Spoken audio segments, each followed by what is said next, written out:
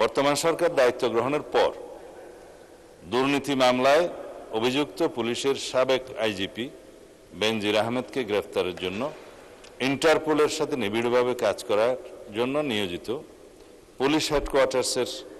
National central bureau NCB Dhaka কর্তৃক ইন্টারপোলে আবেদন করা হয়। তৎপ্রেক্ষিতে গত 11 এপ্রিল 2025 এটা 2025-এ পাঠানো হয়েছিল, আমরা এটা মনিটর করেছি। ইন্টারপোল 2025/12239 নম্বর ফাইল ও 5174/4 2025 কন্ট্রোল নম্বরের মাধ্যমে বেনজির আহমেদের প্রতি রেড নোটিশ জারি করে। উক্ত রেড নোটিশের মাধ্যমে ইন্টারপোল কর্তৃক সংযুক্ত আরব আমিরাতের স্বরাষ্ট্র মন্ত্রণালয়কে অনুরোধ করা হয় গ্রেফতারের জন্য। মাননীয় স্পিকার,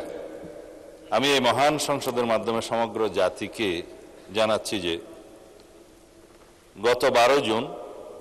2026 তারিখে সংযুক্ত আরব আমিরাতের স্বরাষ্ট্র মন্ত্রণালয়ের directorate general of federal criminal police national central bureau NCB Abu Dhabi হতে প্রেরিত একটি ইমেইলের মাধ্যমে বাংলাদেশ সরকারকে জানানো হয়েছে যে দুর্নীতি মামলায় অভিযুক্ত বেনজির আহমেদকে সংযুক্ত আরব আমিরাত পুলিশ কর্তৃক গ্রেফতার করা হয়েছে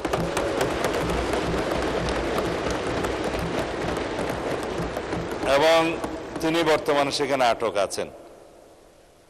মাননীয় স্পিকার, আমি এই মহান সংসদকে আরো অবহিত করছি যে এনসিবি আবু ধাবি জানিয়েছে যে ইউএই ফেডারেল ল নম্বর 39/2006 অনুযায়ী গ্রেফতারের তারিখ হতে 30 দিনের মধ্যে কূটনৈতিক চ্যানেলের মাধ্যমে আনুষ্ঠানিক এক্সট্রাডিশন রিকোয়েস্ট প্রেরণ করতে হবে। উল্লেখ্য, বেনজির আহমেদের বিরুদ্ধে দণ্ডবিধির 420, 467, 468, 471 and 109 সেকশন এবং 1947-এর দুর্নীতি প্রতিরোধ আইনের সেকশন 5/2, 26(2) এবং 27(1) এবং বাংলাদেশ পাসপোর্ট অর্ডার 1973-এর 11 ধারার মানে সেকশন 11-এর মামলা বিচারাধীন রয়েছে। উক্ত বিষয়ে এনসিবি ঢাকা ইন্টারপোল চ্যানেলের মাধ্যমে রেড নোটিশ প্রকাশ, আন্তর্জাতিক সমন্বয়, বিদেশি কর্তৃপক্ষের সাথে যোগাযোগ এবং গ্রেফতার পরবর্তী ফলো আপ কার্যক্রম সম্পন্ন করেছে। দুদক কর্তৃক